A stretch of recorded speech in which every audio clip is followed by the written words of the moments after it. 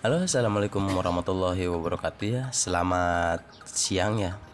Selamat berjumpa kembali dengan saya Multi Channel Serang Banten. Kali ini saya akan memperbaiki sebuah kulkas Polytron ya. Ini mereknya merek Polytron, dia nggak dingin ya. Cuma hanya sedikit anyep-anyep saja gitu ya. Dingin tapi tidak beku ya. Kita yang pertama kita harus mengecek dari bagian filter dulu ya. Di sini bagian bawah dekat kompresor di filter ini ada rembesan-rembesan oli ya seperti ini. Ya, seperti biasa ya, ada rembesan oli seperti ini ya.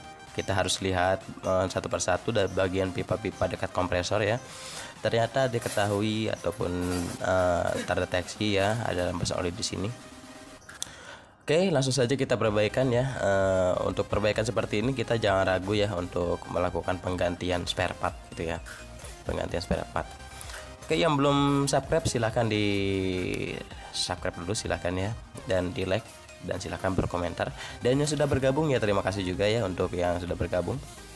Nah, semoga video ini ya, video perbaikan kulkas ini bisa membantu teman-teman di sini ya yang masih belum paham. Lihat filternya, dia rembes oli seperti ini ya. Seperti biasa ini filter ada rembesan oli ya. Jadi kasusnya seperti ini ya. Itu biasanya ada rembesan oli seperti itu ya, biasanya ada yang bocor ya. Walaupun bocor-bocor tipis gitu ya, bocor-bocor tipis gitu ya, bocor halus istilahnya ya, itu sangat istilahnya sangat berpengaruh sekali ya, karena freon akan keluar dengan ya istilah akan keluar saja ya gitu kan, akan terbuang gitu kan freonnya. Jadi untuk perbaikan seperti ini ya, kita harus membongkar dulu ya untuk bagian filternya, sekaligus kita harus mengganti filternya ya. Itu ini filter itu ya, oli dari filter itu biasanya oli dari kondensor ya, oli dari kondensor dari bagian dalam ya, itu rembes sampai ke filter gitu. Jadi kasus seperti ini kita harus jangan ragu untuk mengganti kondensor ya. Jadi kondensornya seperti ini ya, saya menggunakan kondensor 10U ya, ingat ya 10U. Jadi untuk kulkas satu pintu cukup menggunakan 10U saja, nggak usah banyak-banyak, nggak usah sampai 12U ya, cukup 10U saja gitu. 10U aja sudah sangat dingin sekali ya, tidak usah dimodif-modif lagi, tinggal dipasang saja gitu. Jadi nanti saya akan memperlihatkan ya cara pemasangan filternya agar tidak mampet ya. Jadi untuk pemasangan filter juga ada triknya ya, ada triknya. Jadi nggak sembarangan memasang filter gitu ya dari posisinya, karena kalau sembarang memasang filter posisinya nanti akan terjadi buntu ya bagian kapilernya. Sekarang saya akan menyambungkan dulu ya bagian dari kompresor outputnya ya, ataupun pipa presnya menyambung ke kondensornya ya, seperti itu ya. Saya sambung ke kondensor untuk pipa presnya ataupun pipa tekannya ya, dengan mengelasnya dengan cara mengelas menggunakan las portable seperti ini ya.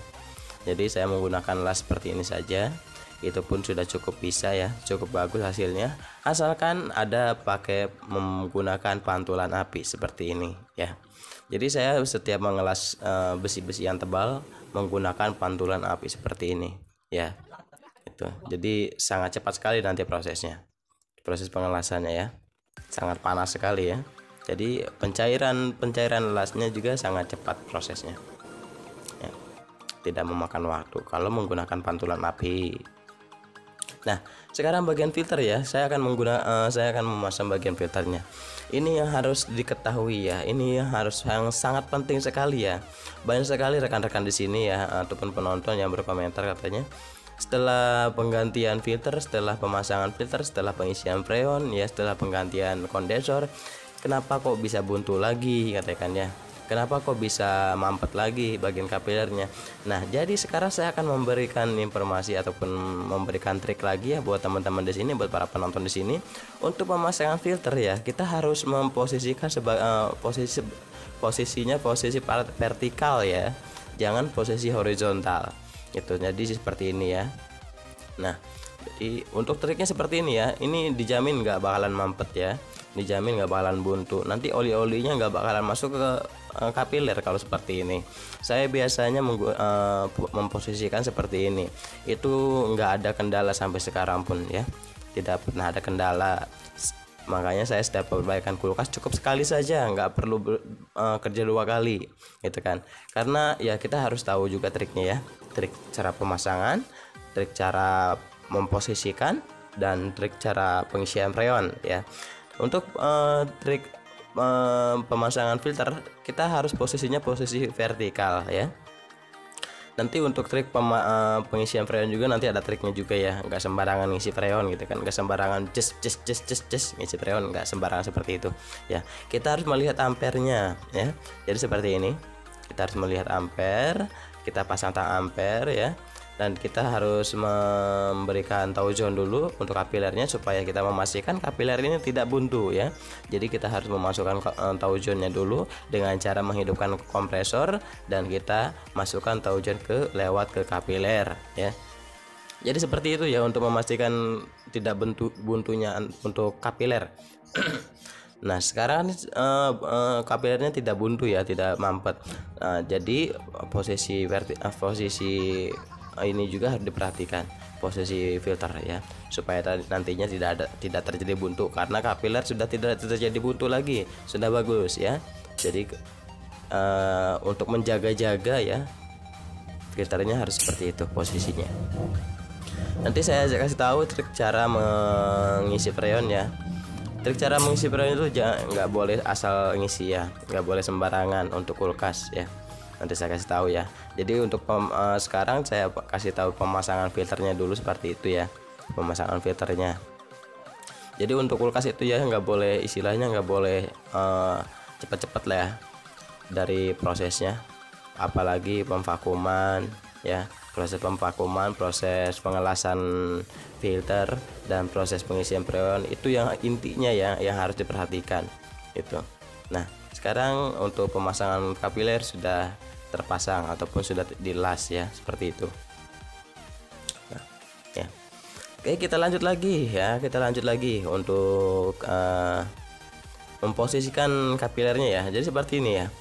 Nah saya biasa setelah mengganti filter, posisinya seperti ini ya. Kalau bisa pas kapilernya ada di sedikit ke atas ya, vertikal, tapi pas kapilernya ada sedikit di atas gitu kan. Nah oke, sekarang kita memvakum dari untuk membuang udara yang ada di sirkulasi ya. Kita hidupkan mesin vakumnya, kita memvakum tujuannya untuk menghilangkan ya udara yang ada di kapiler, udara yang ada di kompresor, dan udara yang ada di kondensor ya. Kita vakum ya. Jadi untuk menguras ya, supaya nanti dalamnya hampa tanpa udara, apalagi udara kotor ya, itu nggak boleh ya. Jadi seperti itu. Jadi pemvakuman seperti itu ya. Jadi untuk memvakum ya, kita harus buka tutup manifold sambil mendengarkan mesin vakum. Mesin vakum saat kita buka tutup mesin vakum harus suaranya sama ya, seperti ini. Trik untuk memvakum kulkas ya dengan cara menggunakan mesin vakum, saat kita proses pemvakuman, kita membuka tutup manifold ya, dan kita dengarkan bagian dari mesin vakum. Itu saat kita buka tutup manifold ya, mesin vakum harus suaranya harus sama ya, sama halusnya. Jangan sampai berbeda saat kita buka. Kalau proses belum selesai memvakum ya, saat kita buka ya, mesin vakum akan suaranya akan kasar, dan saat kita tutup mesin vakum, saat kita tutup suaranya akan halus. Itu artinya belum selesai memvakum ya. Nah sekarang kita buka tutup lagi sambil mendengarkan ya. Nah sekarang udah 30 psi ya, artinya memvakuman sudah selesai, dan saya membuka tutup manifold, suaranya sudah halus sama ya, tidak ada perbedaan. Itu artinya untuk pemvakuman sudah selesai ya.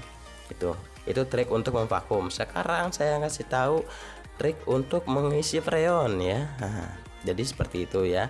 Pemvakuman sudah selesai dan sekarang saya akan memberikan istilahnya pengalaman lagi ya, cara untuk mengisi freon. Kita masukkan ke manifold ya, freon ya, kita selang manifoldnya ke freon, kita masukkan dan kita hidupkan kulkas, kita buka sedikit demi sedikit.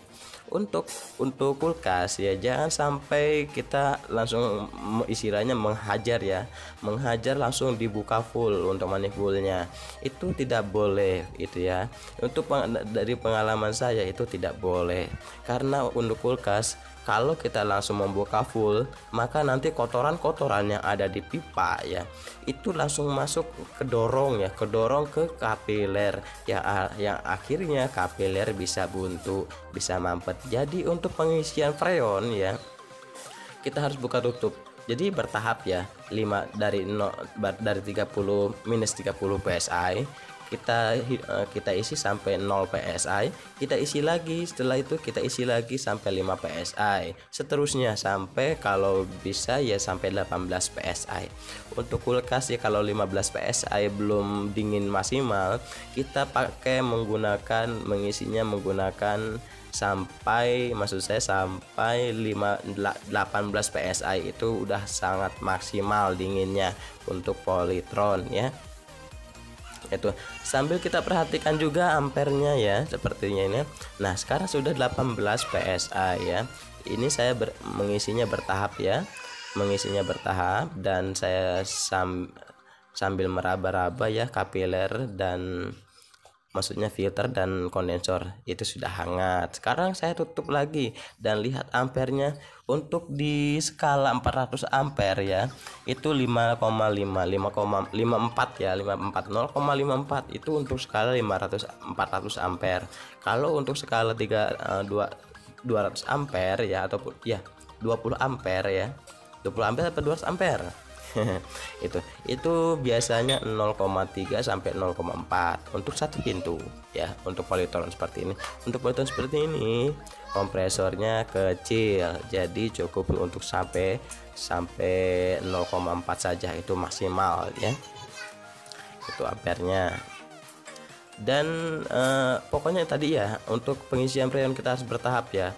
Dari minus 30 psi kita isi sampai 0 psi, kita isi lagi sampai 5 psi bertahap. Setelah berhenti di 5 psi, kita isi lagi sampai 10 psi, dan setelah berhenti di 10 psi tidak turun lagi, kita isi lagi sampai 15 psi, dan selanjutnya seperti itu sampai 18 psi. Dan sekarang untuk mematikan pengisian freon ya, kita harus menjepitnya dengan seperti ini, menggunakan tangan jepit ya, agar nanti hasilnya tidak ada yang bocor ya, karena kalau terpasang pentil itu akan bocor ya, lama-kelamaan akan memuai pentil. Jadi setiap kali saya membuatkan video ini, saya selalu menyarankan untuk penonton ya, pada penonton di sini, pentil harus dilepas dan harus dielas ya, supaya tidak ada pemuaian yang akhirnya nantinya bocor. Jadi kalau setelah dielas seperti ini, itu anti bocor ya, insya Allah anti bocor. Jadi dipatenkan saja, jangan sampai terpasang pentil ya. Itu yang sering saya sarankan buat para penonton di sini, supaya lebih paham lagi ya. Ini biasanya kalau tidak ada lagi kebocoran ya, kalau sudah seperti ini tidak ada lagi kebuntuan, dan hasilnya pun akan bagus ya, awet ya, biasanya seperti itu. Dan alhamdulillah ya, untuk semua kulkas yang saya kerjakan awet ya, tidak ada kendala karena saya mengerjakannya seperti ini. Dan semoga bermanfaat buat teman-teman di sini ya, dari pengalaman saya bagikan. Semoga bermanfaat, dan salam dari saya, Multi Channel Serang Banten. Wassalamualaikum warahmatullahi wabarakatuh.